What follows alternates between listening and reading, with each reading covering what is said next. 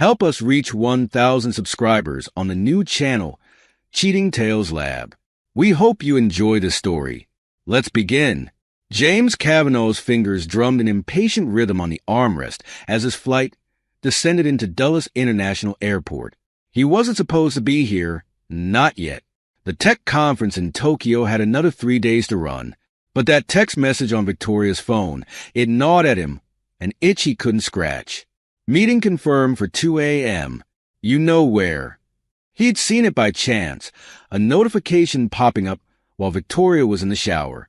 Work-related, she'd said when he'd asked. But at 2 a.m., something didn't add up.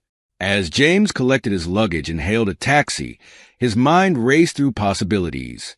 Was he overreacting, letting his imagination run wild? But years of coding had honed his ability to spot patterns, to sense when something was off. And this felt very off indeed. The cab pulled up to their house, a sleek, modern structure that James had painstakingly outfitted with the latest smart home technology. He paid the driver and stood for a moment, taking in the familiar facade. Everything looked normal, peaceful, even, but as he approached the front door, the hairs on the back of his neck stood up. Silence. That was what hit him first as he stepped inside. No cheerful greeting from Alexa, nowhere of the Roomba making its rounds. James had programmed the house to come alive when either of them returned home. So why was it so quiet? "Victoria," he called out, his voice echoing in the stillness. No response. James moved through the living room, his footsteps unnaturally loud on the hardwood floors. The kitchen was empty, the home office undisturbed. He was about to head upstairs when he heard it. A faint splash, followed by a low murmur of voices. His heart pounding, James ascended the stairs, each step measured and silent. The master bedroom door was ajar, a sliver of light spilling out into the hallway. Another splash, a soft giggle. James pushed the door open. Through the steam billowing from the ensuite bathroom, he saw them. Victoria and Gregory Stern, her business partner, entwined in the oversized spa tub. Her head was thrown back, exposing the elegant line of her throat. Gregory's mouth was at her neck, one hand tangled in her hair. For a moment, James couldn't move, couldn't breathe. The scene before him was so surreal, so at odds with everything he thought he knew, that his brain struggled to process it. Then, with a clinical detachment that surprised even him, James began to catalog details. The empty bottle of 1982 Chateau Lafite on the floor. Victoria's favorite perfume mingling with the scent of jasmine bath oil. The way Gregory's wedding ring glinted as his fingers traced Victoria's collarbone. In that moment, as the carefully constructed image of his marriage shattered around him, James felt something inside him harden. The hurt, the betrayal. He packed it all away, sealing it behind a wall of icy determination. They hadn't noticed him yet, too lost in their passion. James allowed himself one more moment to burn the image into his memory. Then, face expressionless, he stepped fully into the room. "Well," James said, his voice flat and emotionless, "isn't this cozy?" Victoria's eyes flew open, widening in shock as she saw James standing there. She scrambled to cover herself, nearly slipping in the tub. "James, you're home early." Gregory, to his credit, didn't try to pretend this was anything other than what it was. He met James's gaze, a hint of a smirk playing at the corners of his mouth. "Come to join the party, Jimmy." James said nothing, his silence more unnerving than any shouting could have been. He simply stood there, taking in the scene with cold, calculating eyes.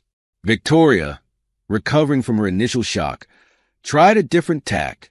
Her voice took on a mocking tone, eyes narrowing. "What's the matter, James? Nothing to say? God, you're so boring, so predictable. No wonder I had to find excitement elsewhere." "You should thank us, really," Gregory chimed in, his smugness palpable. "We've livened up your dull little life." Still, James remained silent. His lack of reaction seemed to unsettle them both. They had clearly expected an emotional outburst, tears, rage. Anything but this icy calm. Without a word, James reached into his pocket and pulled out his phone. With a few quick taps, he activated an app he'd installed months ago, just in case. Just to be prepared. The bathroom's hidden cameras whirred to life, streaming the scene before him to a secure server. "What are you doing?" Victoria snapped, a note of uncertainty creeping into her voice. James didn't answer. Instead, he initiated a video call. The phone rang twice before a familiar face appeared on the screen. "James," Charlotte's voice came through, tinged with concern. "Is everything all right?" Wordlessly, James turned the phone so Charlotte could see her husband and his lover in the tub. The color drained from Charlotte's face as the reality of what she was seeing sank in. Her mouth opened in a silent scream of anguish. Gregory lunged to the phone, but James was faster. He ended the call and slipped the device back into his pocket. "You bastard," Gregory snarled, all pretense of suave confidence gone. Victoria's earlier bravado had evaporated. "James, please. We can talk about this. It doesn't have to." James cut her off with a look, his eyes cold and hard. Without another word, he turned and walked out of the bathroom, leaving Victoria and Gregory to stew in the wreckage of their exposed affair. James moved through the house with mechanical precision, gathering his essential belongings. Clothes, toiletries, important documents, all went into a suitcase with methodical efficiency. His mind was clear, focused solely on the task at hand. He could hear Victoria calling his name, her voice growing more frantic with each repetition. The sound of bare feet slapping against hardwood told him she was following him from room to room. "James, please," she begged, her earlier mockery replaced by desperation. "Let me explain. It was a mistake. It didn't mean anything." James continued packing, not sparing her a glance. "There's nothing to explain." "We can work this out," Victoria insisted, grabbing his arm. "I love you. We can get past this." James shook off her grip, his voice devoid of any warmth or emotion. "I'm filing for divorce. You have until the end of the day to leave the house." Victoria's face crumpled. No, you can't. Where am I supposed to go?" "I don't care," James replied, zipping up his suitcase. As James made his way downstairs, Gregory appeared at the bottom of the steps, hastily dressed but still dripping water onto the floor. His earlier smugness was gone, replaced by barely contained rage. "You think you've won something here?" Gregory spat. "You're nothing. A pathetic little man who can't satisfy his wife." James set down his suitcase and pulled out his phone again. Gregory tensed, clearly expecting another call. Instead, James pulled up his contacts and dialed a number. "Owen, it's James. I need your help." Owen Mercer's voice came through, tinny but clear. "What's going on?" "I'm getting divorced. I need to secure my assets and prepare for a legal battle." There was a pause, then Owen's voice, sharp and focused. "I'm on it. Come to my office. We'll get started right away." James ended the call and picked up his suitcase. He looked at Victoria, then at Gregory, his face an impassive mask. "I'd start packing if I were you, Victoria. You don't have much time." With that, he walked out the front door, leaving behind the shattered remains of his marriage and the life he'd thought he knew. As James drove to Owen's office, his mind was already racing ahead, plotting his next moves. The pain and betrayal were there, simmering beneath the surface, but he refused to let them control him. Instead, he channeled that energy into a cold, hard determination. They thought he was weak, predictable, boring. Well, he would show them just how wrong they were. This wasn't the end. It was just the beginning. James Kavanaugh sat in his temporary office, a small, windowless room in the back of Owen's law firm. The space was cluttered with stacks of legal documents and financial records. A half-empty cup of cold coffee sat forgotten on the edge of the desk. It had been 3 weeks since he'd walked in on Victoria and Gregory, 3 weeks of sleepless nights and endless paperwork. But now, finally, it was time to go on the offensive. James picked up his phone and dialed a number he'd been given by Owen. After 2 rings, a crisp, professional voice answered. Evelyn Pierce speaking. Miss Pierce, this is James Kavanaugh. I was told you're the best at what you do. There was a brief pause. That depends on what you need done, Mr. Kavanaugh. James leaned back in his chair, his voice steady. I need you to dig into every aspect of Gregory Stern's life, his business dealings, his personal affairs, his past. I want to know everything, especially anything he's tried to keep hidden. I see. Evelyn's tone remained neutral. And may I ask why you're interested in Mr. Stern? Let's just say he's made himself my enemy. I intend to make him regret that decision. Another pause, longer this time. Then, very well, Mr. Kavanaugh. I'll take the case. But I should warn you, this kind of deep dive can be expensive. James allowed himself a smile. Money isn't an issue. Just find me what I need. After ending the call, James sat back, his mind racing. Evelyn Pierce was just the first step. He had other moves to make, other pieces to put into play. His phone buzzed with a text message. It was from Charlotte, Gregory's soon-to-be ex-wife. Can we meet? I think we need to talk. James stared at the message for a long moment. He hadn't spoken to Charlotte since that fateful video call. Part of him wanted to ignore it, to focus solely on his own vendetta. But another part, the part that still remembered what it was like to be betrayed and alone, made him type out a reply. Coffee shop on 4th Street. 1 hour. Charlotte was already there when James arrived, her hands wrapped around a steaming mug.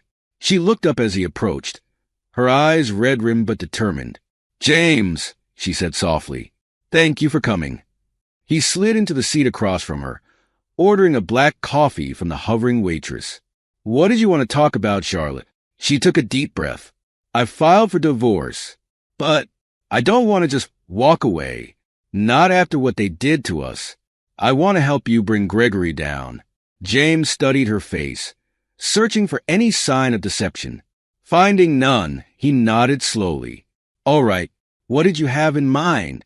Charlotte leaned forward, her voice low and intense. I've been Gregory's wife for 15 years. I know things, James. Things about his business practices, his clients, his indiscretions.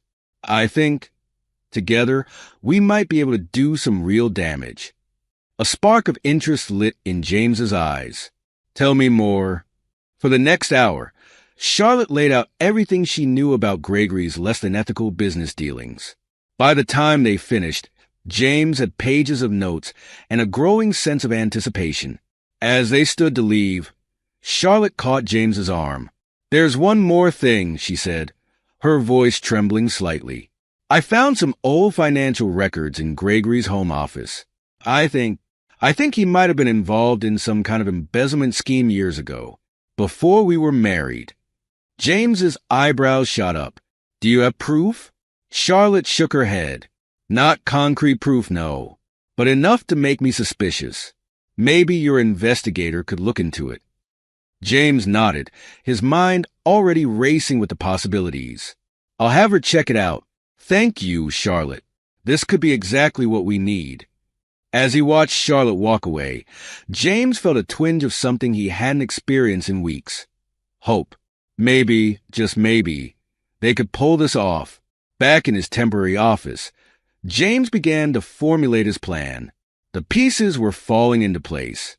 Evelyn Pierce digging into Gregory's past, Charlotte's insider knowledge, and now, the possibility of a long-buried financial scandal. James picked up his phone and opened a secure messaging app. It was time to start leaking some of the information he'd gathered. Nothing too damaging. Not yet. Just enough to get people talking, to plant the seeds of doubt in the minds of Gregory's clients and colleagues. He started with a video from the spa tub, carefully edited to obscure the more explicit details, but leaving no doubt as to the participants' identities. He sent it to a few key people in Gregory's social circle, using an anonymous email account. Next came some of the information Charlotte had provided about Gregory's questionable business practices. This went to a select group of Gregory's clients, again through untraceable channels. As he worked, James felt a cold satisfaction settling over him. This was just the beginning. Soon, Gregory's carefully constructed world would begin to crumble, piece by piece. Days turned into weeks as James divided his time between working with Owen on the divorce proceedings and coordinating with Evelyn and Charlotte on their investigation into Gregory. Evelyn proved to be worth every penny of her exorbitant fee. She dug up dirt on Gregory that even Charlotte hadn't known about. Offshore accounts, shell companies, a pattern of behavior that suggested a long history of financial manipulation and fraud. But it was when she started looking into Gregory's past that things really got interesting. "Mr. Kavanaugh," Evelyn's voice crackled over the phone. "I think I found something you'll want to see." An hour later, James sat in Evelyn's sparse, efficient office, staring at the documents spread out before him. "It took some doing," Evelyn said, her tone matter-of-fact. "He buried it deep, but there's no doubt. Early in his career, Gregory Stern was involved in a massive embezzlement scheme. We're talking millions of dollars, siphoned off from client accounts and funneled through a series of shell companies."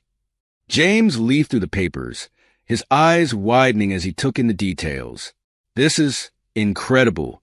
How did he get away with it?" Evelyn's lips thinned. "A combination of luck, skill, and what I suspect was some well-placed bribery. But the evidence is there, if you know where to look." James sat back, his mind racing. This was it, the silver bullet he'd been looking for. With this information, he could destroy Gregory completely. But he had to be smart about it, strategic. If he moved too quickly, Gregory might find a way to wiggle out of it. "What do you recommend?" he asked Evelyn. She considered for a moment. An anonymous tip to the authorities would be the safest bet. Provide them with enough evidence to start an investigation, but not so much that they question where it came from. James nodded slowly. "Do it, and keep digging. I want to know everything there is to know about this scheme."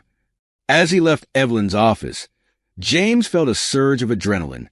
The game was truly on now. Over the next few days, James watched with satisfaction as his plan began to bear fruit. The leaked video and business information had done their job. Whispers were spreading through Gregory's social and professional circles. People were starting to ask questions, to look at him with suspicion rather than admiration. And then, the coup de grace. The anonymous tip to the authorities about Gregory's past embezzlement hit like a bombshell. James was having coffee with Charlotte when the news broke. They watched on the cafe's TV as a grim-faced reporter detailed the allegations against Gregory Stern, prominent businessman and pillar of the community. "Officials have confirmed that Mr. Stern's assets have been frozen pending a full investigation," the reporter said. Sources close to the matter suggest that the scope of the alleged fraud is staggering, potentially reaching into the tens of millions of dollars. Charlotte's hand flew to her mouth. "My God," she whispered. "I knew he was corrupt, but this." James said nothing, but a small, satisfied smile played at the corners of his mouth. He thought of Victoria, wondering how she was taking the news, if she was regretting her choices yet. As the days passed, Gregory's fall from grace accelerated. His clients abandoned him in droves. The stock price of his company plummeted. Every news outlet in the city seemed to be running stories about the great Gregory Stern and his spectacular downfall. James watched it all unfold with a detached sort of interest. He felt no joy in Gregory's destruction, no sense of triumph, just a cold, empty satisfaction that justice was finally being served. The final nail in the coffin came with the divorce settlements. Thanks to Owen's skillful maneuvering and the mountain of evidence James had accumulated, Victoria was left with a fraction of what she'd expected. James sat in Owen's office, reviewing the final documents. "She's really agreed to this?" he asked, somewhat incredulous. Owen nodded, a satisfied smile on his face. She didn't have much choice. Between the prenup and the evidence of her infidelity, not to mention her association with Gregory's scandal, she's lucky to be getting anything at all. James leaned back in his chair, letting out a long breath. It was over. Really, truly over. As if on cue, his phone rang. It was his family's lawyer. "Mr. Kavanaugh, I have some news about your grandmother's estate. The legal dispute has finally been resolved. You've inherited a substantial sum." James listened in stunned silence as the lawyer rattled off figures. It was more money than he'd ever imagined having. As he ended the call, James's mind was already racing with possibilities. He thought about the ideas he'd been mulling over for a new tech startup, one focused on cybersecurity. With this inheritance, he could make it a reality. Over the next few months, James threw himself into building his new company. He hired the best minds in the industry, developed cutting-edge security systems, and quickly gained a reputation as a rising star in the tech world. Contracts started rolling in, including some from major corporations. James found himself working long hours, but for the first time in a long time, he felt truly alive. He was building something meaningful, something that could help protect others from the kind of digital vulnerabilities he'd exploited in his revenge against Gregory. As his business thrived, James couldn't help but reflect on the journey that had brought him here. The pain of betrayal had been transformed into a driving force, propelling him to heights he'd never imagined possible. And Victoria? Last he'd heard, she was struggling to maintain even a shadow of her former lifestyle. The modest apartment she now called home was a far cry from the luxurious house they'd once shared. James Kavanaugh stood across the street from a modest apartment building, his eyes fixed on a particular window on the third floor. Behind that window lived Victoria, his ex-wife, now struggling to maintain even a semblance of her former lifestyle. But James wasn't here to reminisce or gloat. He was here on business. "So, this is the place?" asked the realtor standing beside him. James nodded. "Yes, I'll take it. But I don't want to buy.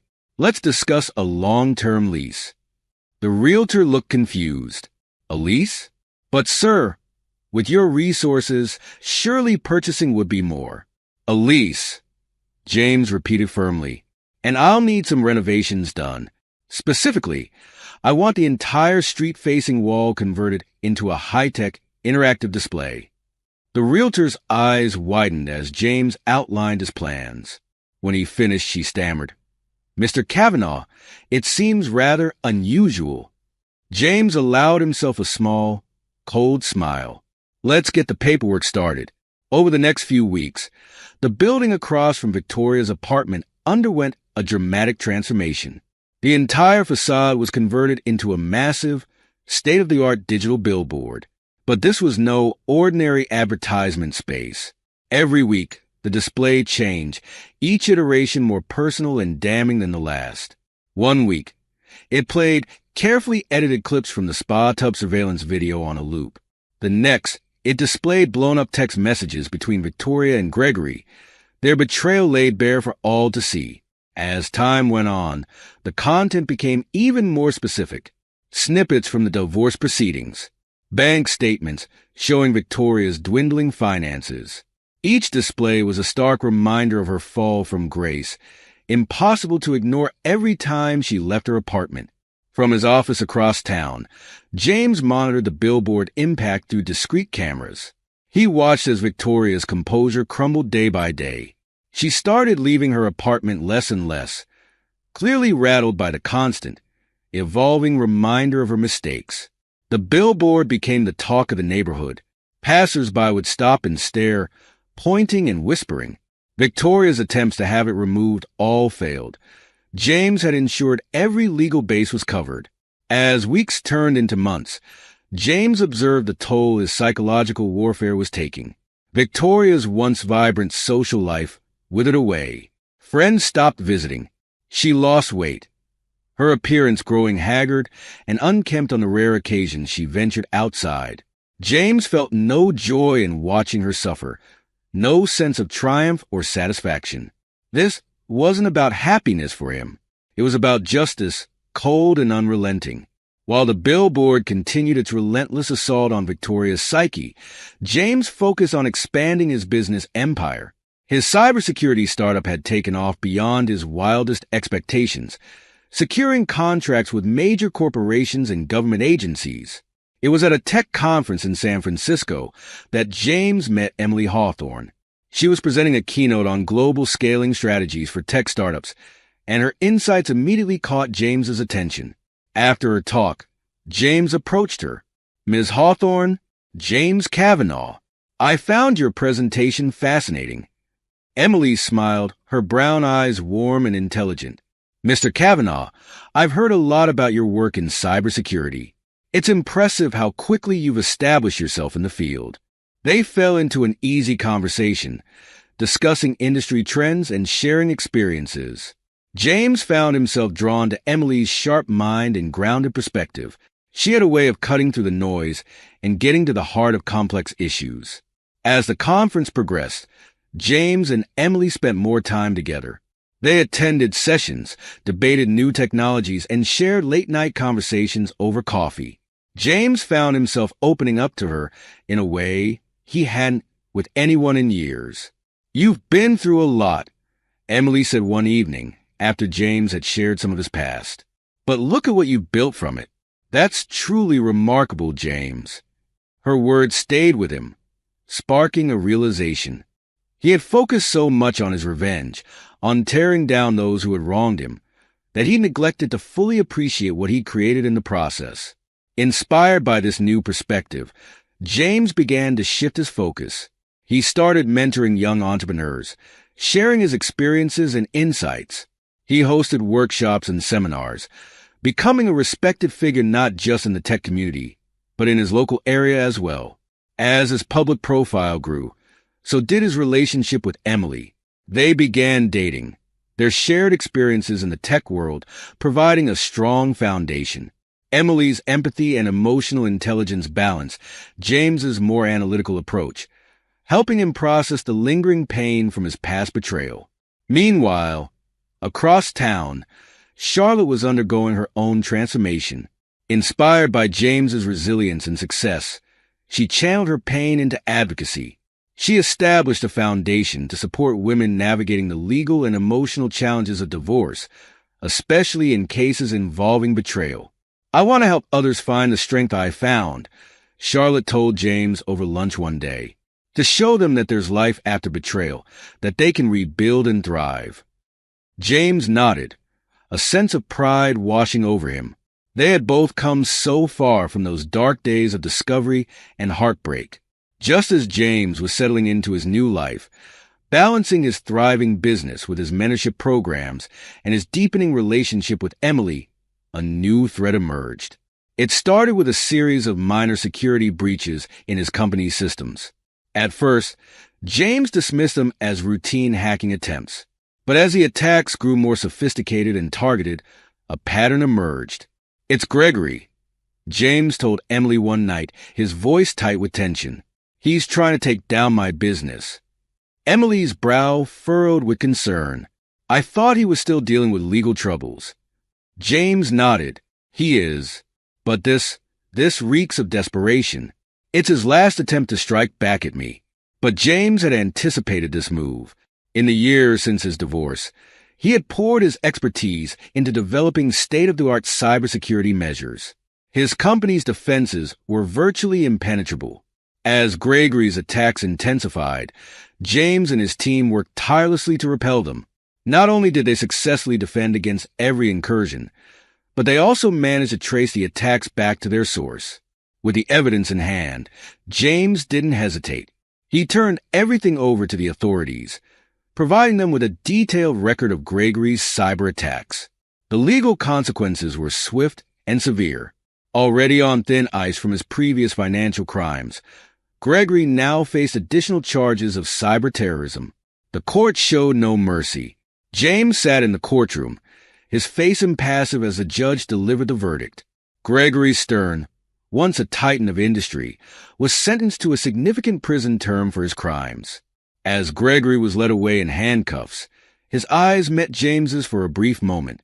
In that look, James saw the final crumbling of the man who had once seemed so powerful, so untouchable. Outside the courthouse, Emily took James's hand. "It's over," she said softly. "Really over this time." James nodded, feeling a weight lift from his shoulders. Yes, it is. As they walked away from the courthouse, James reflected on the journey that had brought him to this point.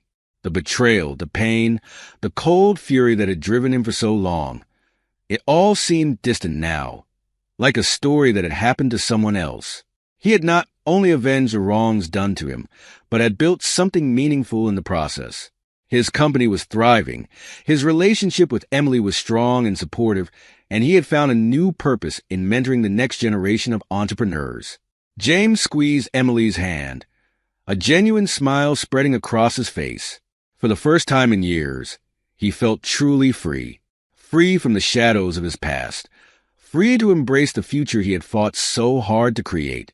The game was over, and James had won, not just by defeating his enemies, but by becoming something more than he ever thought possible.